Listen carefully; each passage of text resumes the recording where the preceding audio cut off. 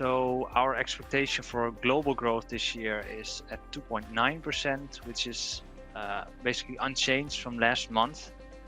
There were some changes within the countries. We downgraded China a little bit, India as well, but at the same time there were some upgrades too, due to some of the better than expected first quarter numbers that I mentioned.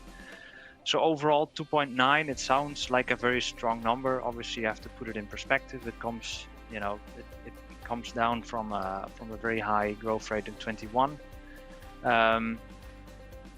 Now we haven't changed it because, as I mentioned, we still see overall the situation looks relatively resilient. We had already baked in a lot of weakness following the war in Ukraine and the sort of the fallout from that, and a lot of the additional impacts from that. So we still feel confident that all those downsides are still included in our forecast. So overall, we do expect growth to slow quite a bit in the second half, and beyond. For 23, we have a growth of 2.3% at the global level. Some factors behind that, of course, the supply shocks that we're seeing, not just for materials or input prices, but also the labor shortages.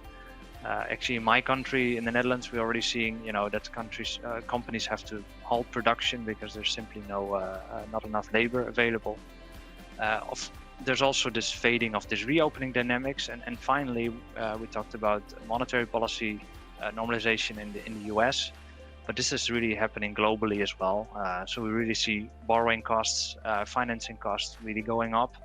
So it's getting more expensive for governments to borrow, for companies to borrow, and for households to borrow. So that will obviously have a cooling effect on the economy.